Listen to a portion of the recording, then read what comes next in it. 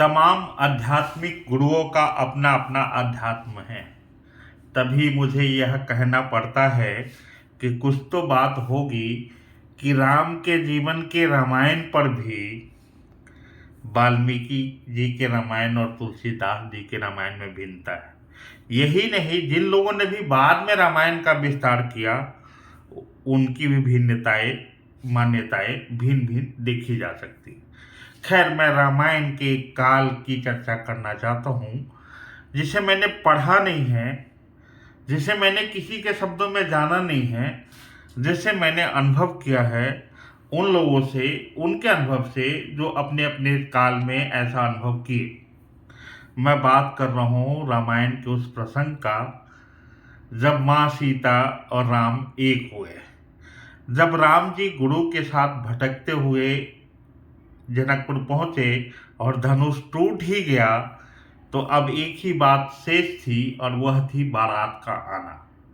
अब मैं आपको बता दूं, उन दिनों ना तो NHAI की नितिन गडकरी वाली सड़क होती थी, ना PWD के आपके विजय सिन्हा वाले विभाग होते थे, ना RWD और ना RCD की सड़क होती थी। यंत्र भले ना रहे हों, लेकिन उन दिनों मानव मस्तिष्क में ही ऐसा यंत्र था जो दिशा को देखकर यात्रा करता था और जंगलों के बीच से पार करते हुए सबसे छोटे मार्ग के माध्यम से अयोध्या से जनकपुर पहुंचना था। तो आप समझ सकते हैं वो इस मार्ग से बड़ा और भला छोटा क्या हो सकता है, अधूरी खोरी पाकर पुल के रास्ते। लेकिन मैं बात केवल मेरी सोच का नहीं, तथ्यों के साथ करूंगा। बारात चल दी और लंबा रूट था, बीच में कलौआ अड्डा की व्यवस्था थी। कलौआ अड्डा थी तो खाद्य सामग्री भी था, खाद्य सामग्री था तो भंडारण भी था, और भंडारण जहां हुआ वह जगह आज भी भंडार के नाम से विख्यात है और अस्तित्व में है। कहते हैं कि जब भोजन पक रहा था, बारातियों ने बागमती, वेदमती, व्याघ्रमती, आज की बागमती का नाम वेदमती और व्याघ्रमती उन काल में था, वहां स्नान किया और पूजा पाठ करने के बाद उनको भोजन ग्रहण करना था। लेकिन इसी बीच खबर उस गांव को गई जहां मैं पैदा हुआ, जहां से मैं आंदोलित हूं। उस गांव का नाम तब कुछ और था, आज का अदौरी है। और अदौरी इसीलिए है कि उस ग्रामीणों ने कुछ आइटम दिया कि आप राम जी के बारात के भोजन में इस आइटम को डालें, सब्जी में पकाएं और स्वादिष्ट बनेगा। वो आइटम अदौरी के नाम से विख्यात है और मेरा गांव आज अदौरी के नाम से प्रचलित हुआ।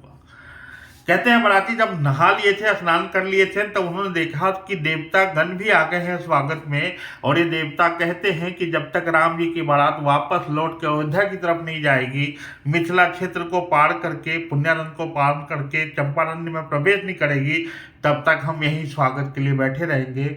वहाँ 2.5 से 3 दिनों तक देवता लोग रहे थे, इसलिए उस जगह का नाम पड़ा देवापुर।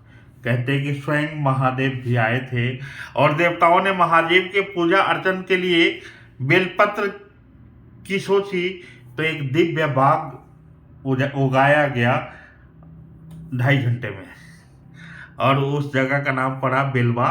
बेलपत्र पर है, वो जगह आज भी है, देवापुर है, बेलवा है, भंडार है। जो आइटम सब्जी में डाला उस पे मेरा गांव अदौरी है। खैर, आगे चलते हैं, क्योंकि हमारे बाजू में ज्ञान गरिमा की धरती चकफत्या भी थी और यहाँ के ब्राह्मणों को वो दिव्य ज्ञान प्राप्त हुआ जिसके संबंध में आज भी कहा जा सकता है कि यहाँ लोग ज्ञानी पैदा होते हैं।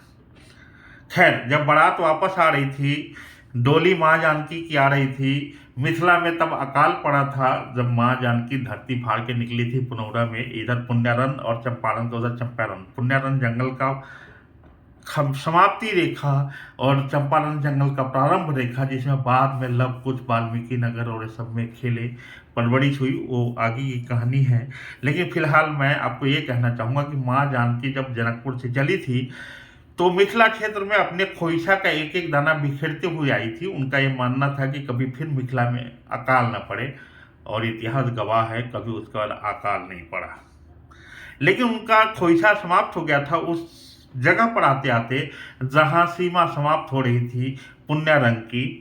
और चंपारण्य प्रारंभ हो रहा था, तो पुनः उनको कहा गया कि नहीं, कोई भी लड़की अपने मायके से खाली हाथ अपने ससुराल नहीं जाती।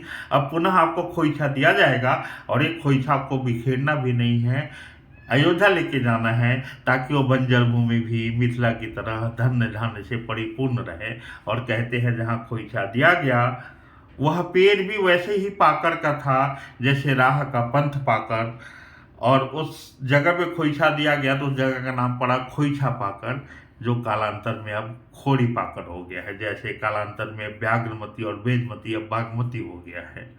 लेकिन आज भी भंडार अस्तित्व में है, आज भी देवताओं की जगह देवापुर अस्तित्व में है, आज भी बेलपत्र का बाग वो बेलवा सुरक्षित है, आज भी ज्ञान की धरती चकफत्या मानी जाती है, आज भी उस सब्जी के में डलने वाले आइटम के नाम से प्रचलित अदौड़ी अस्तित्व में है, और आज भी खोइछा पाकर खोरी पाकर होकर मेरे उस संघर्ष का पहचान बना है, जहाँ से एक पुल निर्माण, वही माँ जानकी की डोली भी नदी पार करके गई, और आज भी हमको नदी में डूब डूब कर मरना पड़ता है।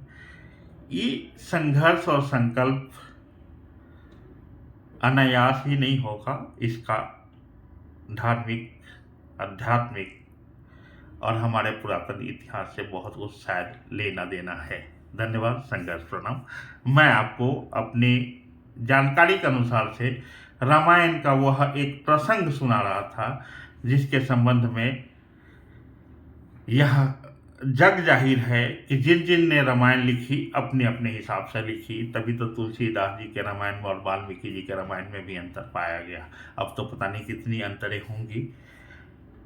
राम यात्रा, राम पथ, वन गमन पथ, छत्तीसगढ़ में उनका ननिहाल है चंद्रखुरी। मैं तो यहाँ भी रहता ही हूँ, इसलिए मुझे ये सौभाग्य प्राप्त है।